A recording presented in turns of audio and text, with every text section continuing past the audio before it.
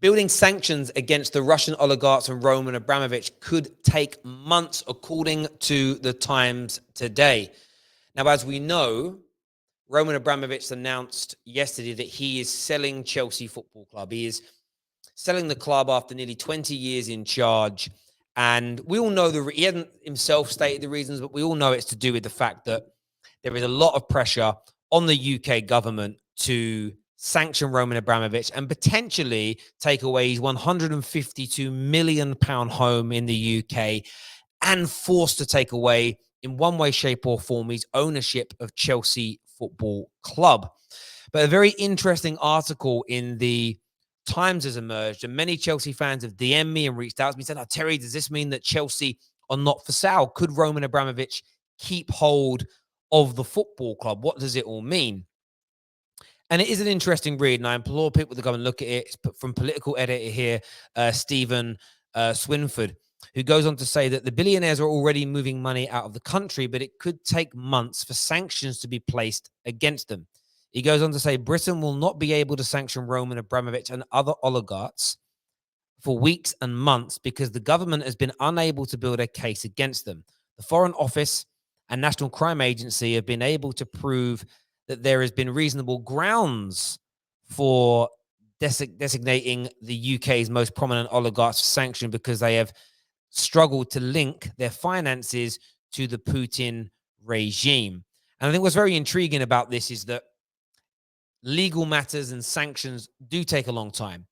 It isn't as simple as just issuing an individual person with a sanction overnight. We already know that transferring money to and from, in and out of Russia, from UK bank accounts, European bank accounts, American bank accounts has been stopped. But of course, if the United Kingdom, if Great Britain was to sanction an individual on no grounds, if there was no evidence to prove that they have a direct connection to the regime as they're claiming, there could be huge penalties in the future for Great Britain.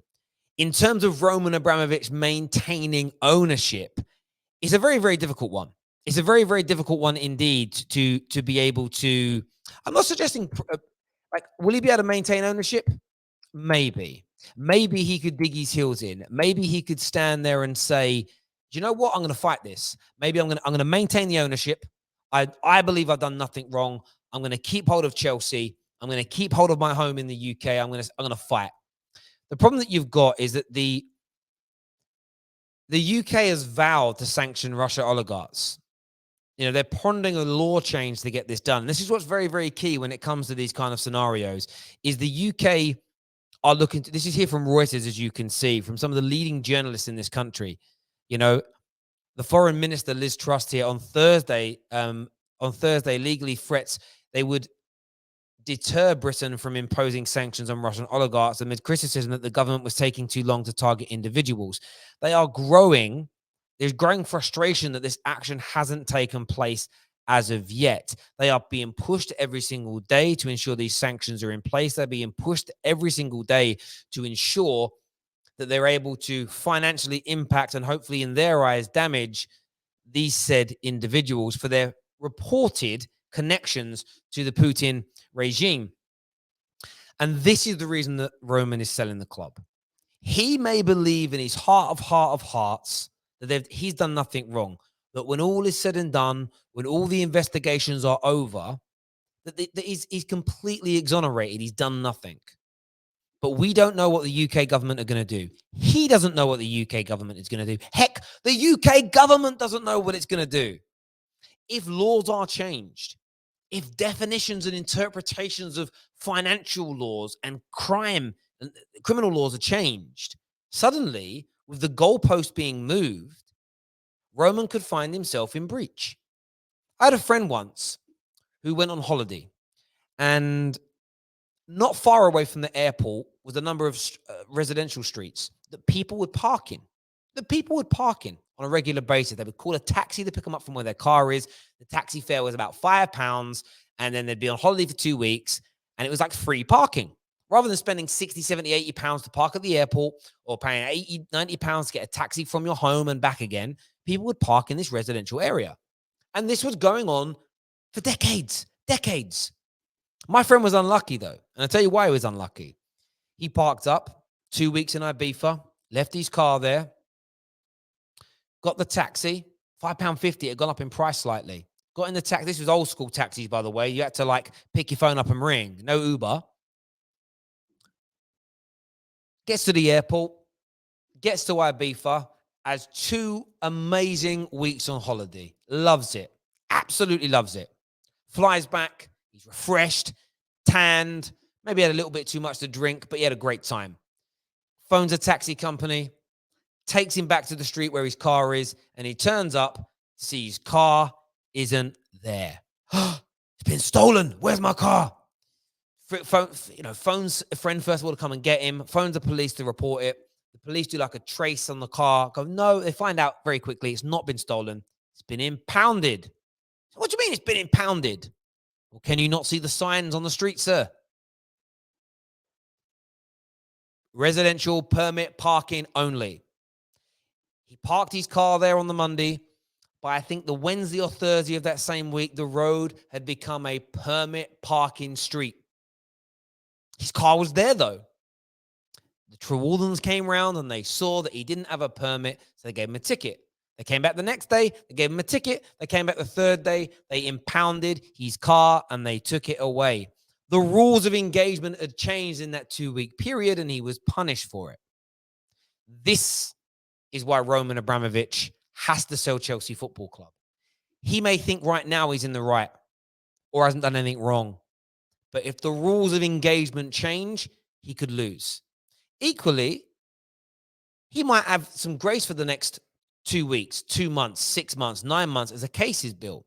But if the case is built and there is reasonable grounds to sanction him, he could lose £150 million home. He could lose Chelsea Football Club. And it could be done not on his terms. That could mean the new owners of the club don't fit his criteria. That means someone could come in that he isn't happy with to take over what is essentially his baby. I know there's still a lot of condemnation of Roman Abramovich. I know there are still a lot of people that are not happy that he hasn't condemned Russia. There are some saying, maybe he can't condemn him right now because he's in the middle of these peace talks and peace negotiations and he has to keep his powder dry. None of us know the truth. I'm not going to speculate on things that I have very little knowledge on. But what I do understand is that financial sanctions and how you're deemed to have broken them, in terms of financial sanctions and how you're sanctioned and the rules and regulations behind them, I have in my career in finance have seen them change and be twisted and bent and interpretations advanced and kind of redetermined over the course of time on a number of occasions. I have seen banks operate in ways that everybody in the industry believed to be absolutely above board, only for the rules to be changed and the rug to be pulled from under their feet. Roman Abramovich, in my opinion, has to sell Chelsea if he wants to 100% protect the future of the club to the best of his ability. If he hangs on and hopes to win, he might win. He might come out smelling of roses. He equally could lose. And if he loses and he's forced to sell it quickly or to the wrong people or the government take over control and they sell it, I don't know if even though that's legal, but they might impose that it is. I'm sure that must be legal if they can repossess a home. They're going to sell it to somebody. And I know I got a lot of people, about 7 or 8 people DM me this. I've had Instagram posts about it, comments on YouTube. Could, with the Foreign Office and the National Crime Agency being unable to prove reasonable grounds, could Roman keep charge of Chelsea? Could Roman maintain his ownership? And on paper, he may. On paper, he could. But he could very well lose.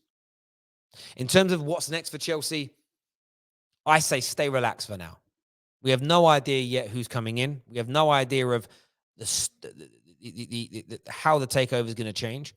A friend of mine sold a business once upon a time, and part of the contracts were for certain members of staff, certain board members, certain specialists to remain in positions for a minimum period of time. I think it was something like 3 years of certain roles to ensure the continuity of the business. They also had to do this because of the contracts they had with outside businesses to maintain them so they weren't void. A certain level of board members and, again, senior management had to stay in place to ensure continuity with existing customers. And I think Roman will do everything in his power to ensure that members of his board now, the football minds and the brilliant people that have helped run this club and create one of the most successful teams in Europe over the past 20 years remains in place. This isn't going to be a cut and shunt. This isn't going to be a quick bodge job that they put together. This is going to be concise. This is going to be professional, and this is going to be done with the best interests of Chelsea. Putting aside all the atrocities that are going on, the pain and the heartache surrounding that, and focusing on the football element, Chelsea Football Club right now are not in danger of going out of business. They are not in danger of going backwards as it stands right now. We can assess that when the new owners come in. But in terms of the question that Roman may not sell Chelsea, I don't personally believe that's true. I think he has to. I think it's pretty much done and dusted that he's going to do it for the future protection of the football club. I would like your views. I would like your opinions. I would like your comments on this. Please make sure you smash that like button, subscribe to the Football Terrace, and we'll see you all again very, very soon.